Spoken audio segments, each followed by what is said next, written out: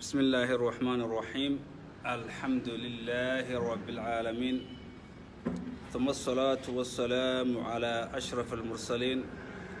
سيدنا محمد وعلى آله وصحبه أجمعين.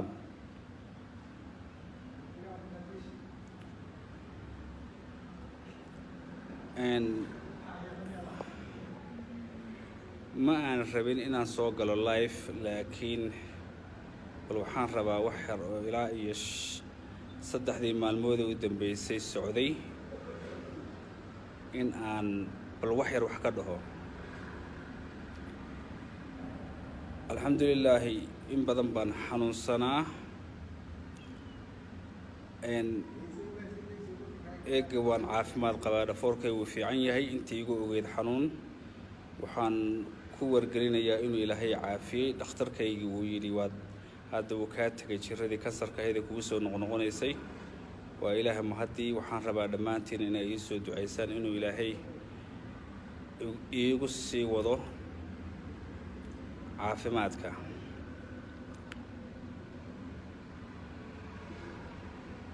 ummaddu marka koobaad, ummaddu hadday muslim tahay oo ay rabbigood ku kalsoonaan waayaan, ka cabsan waayaan, halaag buu u soo dedejiyaa. hadduu ilaahay macbuudkeedma waxaan ku talagalay in aan hal mar warbixin kooban oo ilaa iyo maalintii aan dulmidiid noqonnay ilaa maalintan madaxweyne Mustafa isbarannay, ilaa maalintii markaa madaxweyne muunahayn uu ilahaa Jamaalow gurigiisa annaga oo joogno, waxaan rabaa inaan madaxweyne niman aan ahaado, inay taageertaan rabaa ee aan si kalsooni ah aan ku idhi waad haysataa taageeradayda ilaa iyo maalintii iigu dambaysay ee aanu kala tagnay ee aan ku idhi laga bilaabay xilligan dulmi kuguma taageerayo, kor iyo hoos wax kuugu sheegay. warbixin intaasa inaan sheegaan rabay, laakiin waxaa iga soo dedejiyey Ramadaanka ka bacdi baan rabay inta inaan sheego. laakiin waxaa iga soo dedejiyey arrin aan cajiib ah oo lala yaabo oo xumaan oo dhan xambaarsan oo saddexdii maalmooda u dambaysay kililka shanaad ka socday.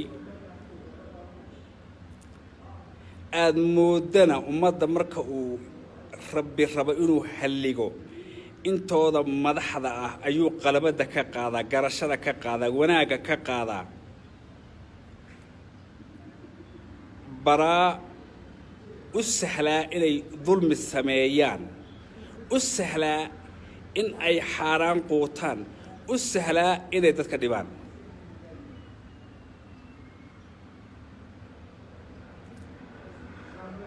haddaan soo gaabiyo laba shay baan rabaa bas inaan ka hadlo.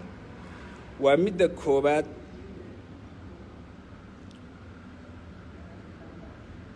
saddex habeen ka hor yaan Sayid Rabbaale Sayid Nuur xaafaddiisa ku ziyaartay, aniga oo dan ka lahaa iyo isagoo kolley waan dhoofayay rabay inaan dardaaranno. sidaadii aan u fadhiistay wax yar inuu yar sheekaysanay baan xusuustay in aanan tukanin cishihii. sayid waan tukanayaa baan idhi, salaaddii baan hilma waan kacay. sidaadii aan u kacay waxaa albaabka soo garaacay askar. gabadhii xaaska uu qabay baa ka furtay. Sayid Rabbaale aniguna iridkaan taagnaa. maxaa tihiin baanu nidhi. waxay dhaheen baadhis yaanu wadnaa. waxaan u qaatay baadhiska caadi ahoo marka ay ayaamaha ciidaha oo kale iyo wixii faysooyinuhu ay yimaadaan si guud ay tahay. waan tegay oo qolkii fadhiga ayaan salaadii iskaga galay. waxaan ka war helay aniga oo askar idaba taagantay oo la leeyahay yoona baxsanin ee ilaaliya salaad baan ku jiraa way daba taagan yihiin aabba waan daba taagnahay buu kii kalena leeyahay meel looma baxsanayo nin aanu malay inuu ciidanka watay oo markaa fitashaari qabay aan qabin dharka ciidanka iyo kolba lahaa ninka ilaaliya hadday salaad ayna farad ayna ahayn waan ka bixi lahaa laakiin aana ahayn ay tahay sunna waan ka bixi lahaa laakiin waan iska dhammaystay markaan soo baxay yaa waxaan arkay gurigii oo aad moodo in argagixisadii ugu weynayd laga baadhayo guriga inuu joogo hub culus ay yaalaan reerkii sariirtoodii la dabagadiyey kuraasii la dabagadiyey dusyadii la dabagadiyey fadhigii la dabagadiyey aad moodo inuu argagax jiro laylama hadlina su'aal lagu yiri waxaan niyahay anigu inaan afduubka qaato mooyee ma tagayo waa la ii raadaysaa waa meel alla meel la geeyay waa kii aan qabay in la wixii dhamaan fadhigii aan kaga kacayo sayidka uu fadhiyay wala isku wada qulubaa gadiyay markii dambe banaanka u soo baxay adigu ayaga mid isiiya askarti mid kamid ah shakhsiyan ka Jamaal ahaan laba jeer markaan ku celiyo ku yar oo kamid ah askartu waxaan ka baqayba inuu idarbaaxo on la hamaaskiga haleysiyo ka Jamaal ahaan aniga qabaal baa lagu qaaday xorriyadii baa laga qaaday xabsi baa la jeel baa la geeyay nimankii madaxda ahaa ee aan meesha ugu tagay niman wanaagsan oo ka Jamaal wali ahaan isharfay ayay ahayd nin la dhaho cali cabjabaar iyo waxaan u tagay cabdirashiid cadaawi la dhaxaan u malaynayaa waa madaxdu kamid labadaas ka garanayay way isharfeen aniga ahaan cali cabjabaar wuxuu ugu yiri markii la yiri nin baa la socdo magacii la weydiiyay magacaaga baa ee keena in aan ku salaano aad fikrad naga bixinin baan yaanu kugu yeernay buu yiri ilaa ay 30 daqiiqo wada hadlaynay waxa la iga dhigay sayidka in wax yar la su'aalayo la igama dhigin nin lagu shaqo tagayo oo la dhahayo waa argagixiso oo la dhahayo kaniisada ayuu qarxiyay oo la dhahayo masaajida ayuu qarxiyay oo la dhahayo meelahii dad ayuu isku dirayay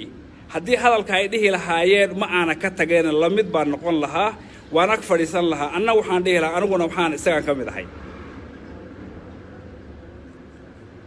su'aalaan weydiinayna ka bacdina soo tagayaa sidii baan ku soo tagay waxa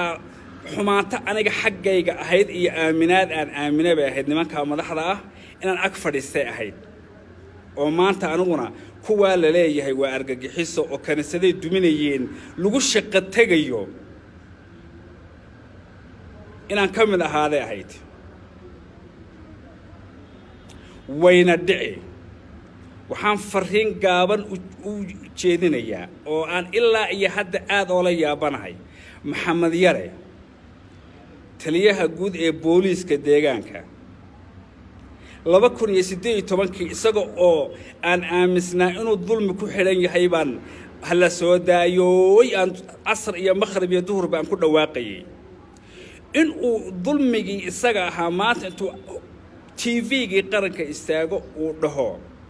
argagixisaan qabtay waa cajiib dhalinyaro yar oo aan war haynin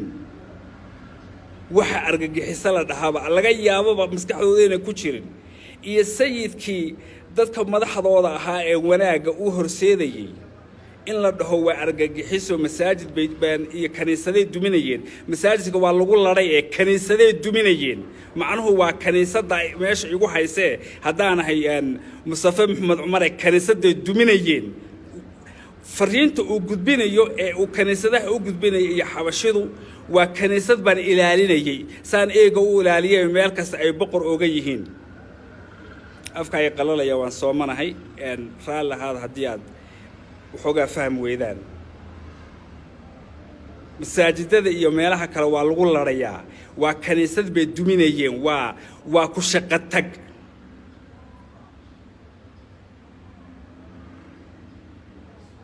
waa ilaaliya waxaan ka mid ahay dadka ilaalinaya orthodoxiska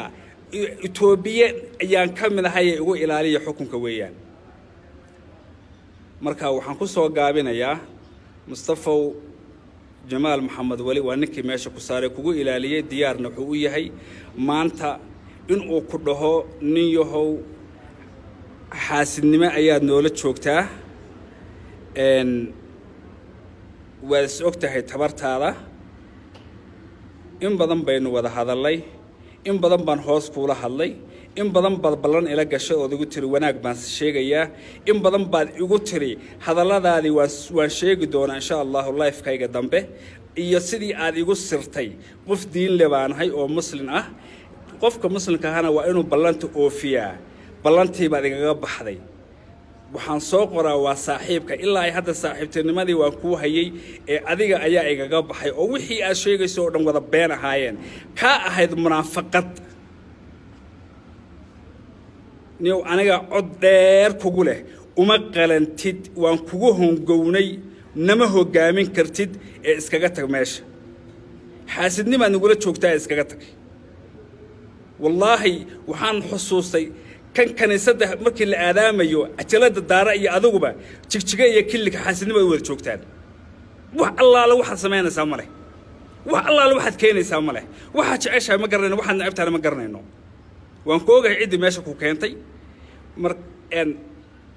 waxaan ballan qaadayaa in aan aniga iyo inta kale ee la ballamay aanu isgeyno commissionka booliiska oo aanu ag fadhiisano wiilashan aad ku tiri kaniisada ayay qarxinayeen annagana nagu soo oog والسلام عليكم إن شاء الله وينو بري يوحي كذا بيا أنت كلا فافاهنت هيد يا مصطفى هيركان رسول مرني يا بلنت يجاب حي يوحي لما يوحي أمسين هيركو تاني هي إن شاء الله وهذا سويسان أنت نفرين تعرفين وتشرون وح الله على وح أرجع حمد شرو سيد كأنا أكفر يمرك لك حيني كان يصب بس كذا يا صاحبك مصطفى وأنا عياد يقول يا هاي وناق والله هو يدا بعد دبعتك كتاي أو أباها بعد دبعتك كتاي أو ولا لا بعد دبعتك كتاي أو أرتها دبعتك كتاي أو نفتها دبعتك كتاي إني يوم يلا سوي نور عف السلام عليكم.